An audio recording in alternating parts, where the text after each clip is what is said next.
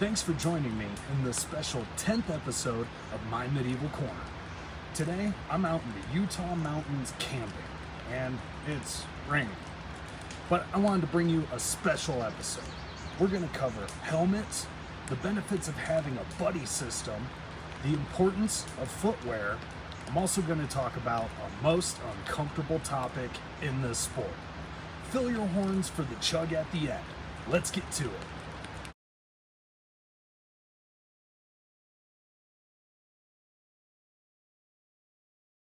The most important piece of equipment that you'll use in this sport is your melon bucket. It's even more important that it fits right. I've used 3 different helmets since I've joined the armored combat world. The first one is a sugar loaf, made from thick, mild steel.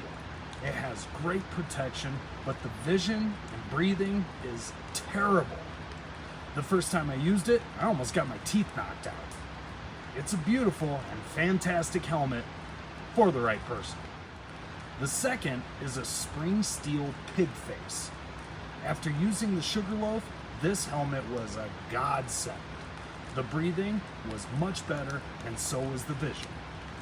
The trade-off was that I really felt the impact of hits. I took a mace to the back of the head and it dazed me. Thank the gods it wasn't a polearm. In another fight, a hole was punched into the dome from a melee spear, and I had to have it repaired. Now this is a helmet worth writing home about. This is a frog-mouth great helmet, made from super thick and hardened mild steel.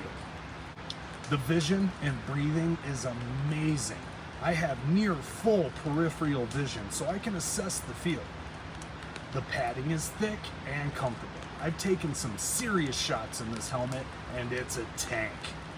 The only drawback is the access to the chin strap. There is so much padding in the coif and the chainmail, and if you add the gorget into the mix, it's hard to get it unbuckled after a fight. In the end, make sure you get a helmet that is right for you in every way. It can make a huge difference in your fighting.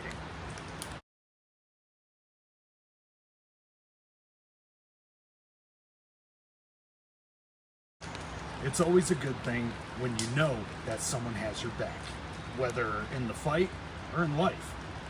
Someone to help you out and hold you accountable to your goals.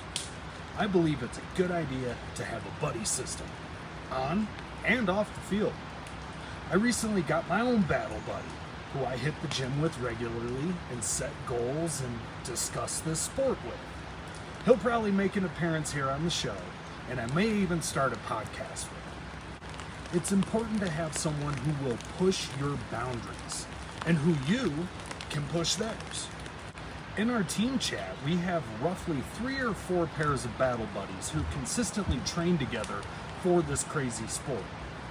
So if you have a good friend on your team that you vibe with and have similar goals and fighting styles, team up.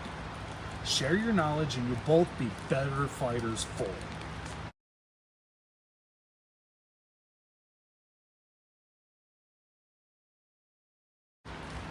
If you were to ask me what is the one piece of my armor that I spend the most time cleaning and customizing, I'd tell you it's my shoes.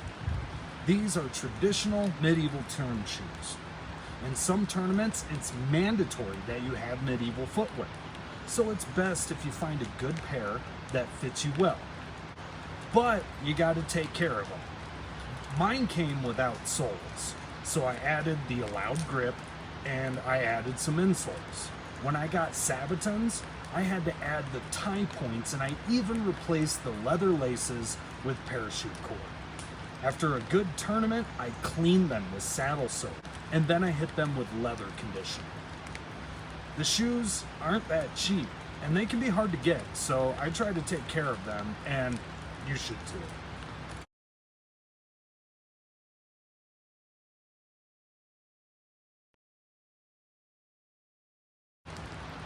This is a most uncomfortable topic.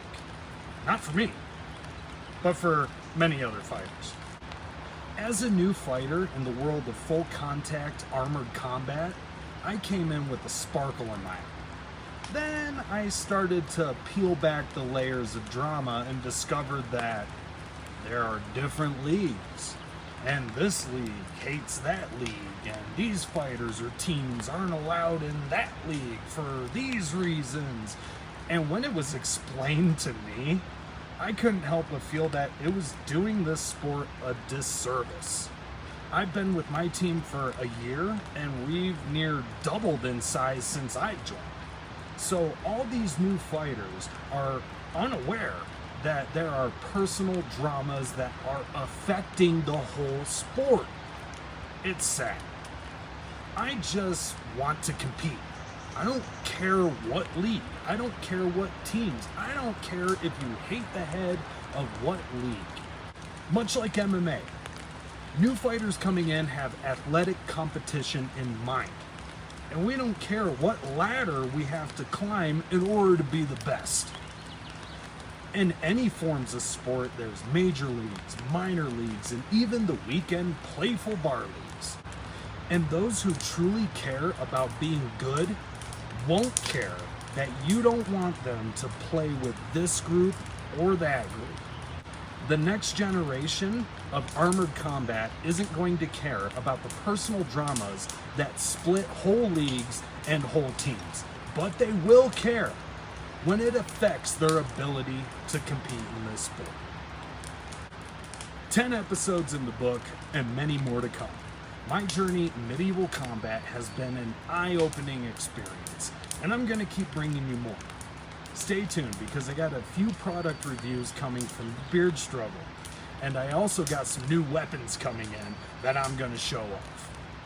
I'm also going to start a Pell Work series, starting with beginner to advanced combos for duels. With that said, let's have a drink. Today's horn chug is Budweiser, the king of beers. This is a journey to medieval combat that we can all share. Skull.